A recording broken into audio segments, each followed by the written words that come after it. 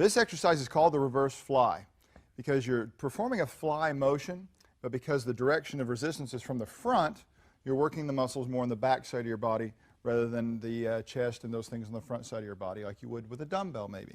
So we've got 3 different positions we can use for the adjustable arms. There's a couple keys though. Let me show them this, Josh.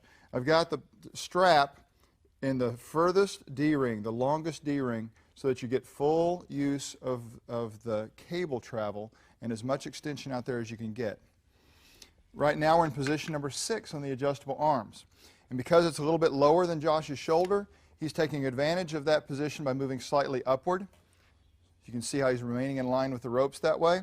Arms are staying near straight, maintaining that slight bend. Now, we can change this to position number 5. Because that's almost right even with his shoulders, he's going to go straight forward and straight back.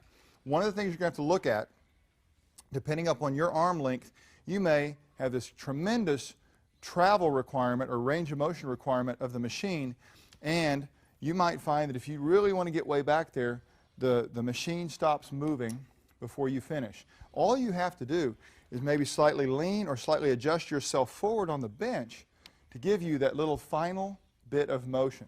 And even if you perform it and you stop 1 degree in front of what you thought you were doing, just adjust what you're asking from your exercise. Those muscles are going to be working just fine either way. Now, one of the things that you get to decide on, let me have this arm for a second here, Josh. You need to decide on what I'm going to call hand position, but it really affects your whole arm.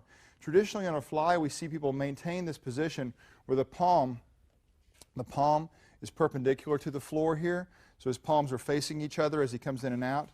Now, one of the other options you have is not just changing your hand, but when you change your whole arm in order to create a palm down position, notice what happens back here in the shoulder.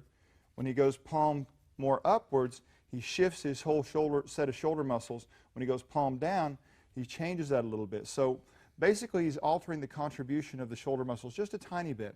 And it's not which is better, it's more about just maybe changing them up from day to day and workout to workout so you have a little bit of variation. You're involving the posterior deltoid, portion of the middle deltoid, the back part of the rotator cuff, all the scapular muscles as you can see very well. But this plane of motion is going to be critical, and we have one more option coming up to position number 4. Because that's a little above his shoulders, he's going to move downward very slightly. So remember, pulley position, angle of the rope is going to determine your path of motion. We looked at 3 slight variations, this one slightly down, a straight back, and one when the pulley was lower in position number 6, moving very slightly upward.